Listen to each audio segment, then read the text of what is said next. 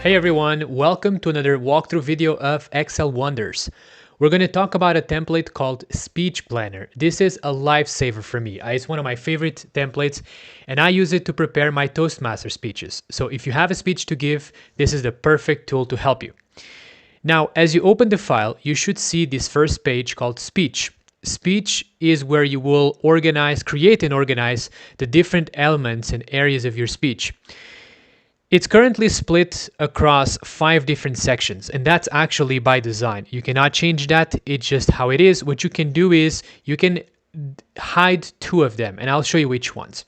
So first it has an introduction, then it has a transition from introduction to body, then it has the body, then it has a transition from body to conclusion, and finally it has a conclusion. Now, introduction, body, and conclusion are mandatory sections, so you cannot hide them. They're actually intended by design to help you put some beginning and ends to each of these 3 parts of your speech. What you can do is you can actually hide the transition. So if you go to settings, you can actually have here a question, in speech, use transitions. You can set as no, and if you go back to the speech, now you no longer have the transitions. I like to use them because they really help me. They really force me to create that transition between one part and the other and makes the speech flow a lot better. Now, inside of each section, you can add lines. So if you want to add a new line, you click on the existing line within a section and you click on new line. And this is the empty line. It has 3 elements you need to put. You have to put the duration in seconds, and you will see why. You have to put the verbal communication. So what are exactly the words that you want to say in this specific line? And then you can also put some hooks, some nonverbal communication hints. So then when you are rehearsing this speech, and I'll show you the part of rehearsing in this template, you can see those nonverbal communication hooks and adjust your body language as such.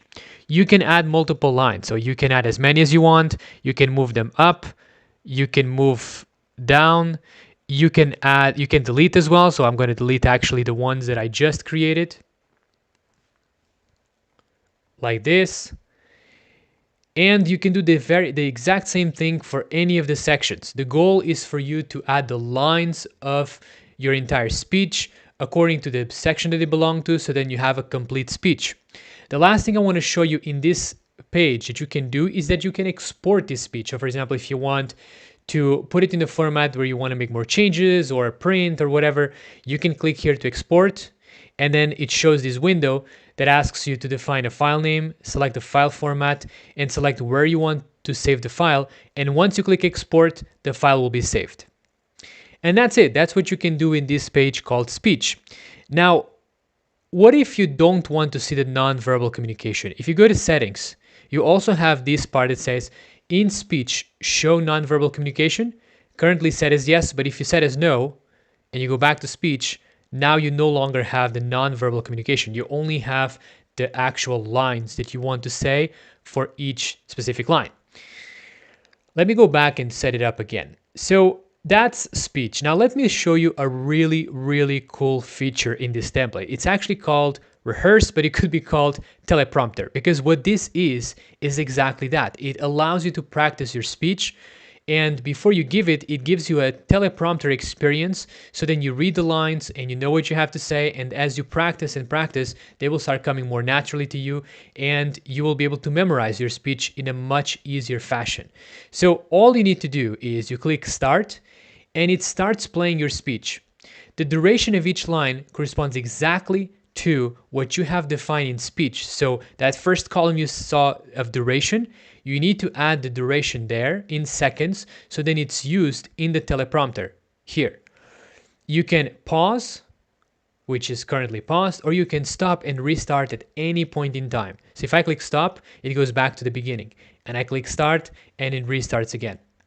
It also shows you this bar here that gives you the total duration and how you are tracking along that duration. So it's super useful. Again, I use it every time I need to create a Toastmaster speech, and I hope it's useful to you too.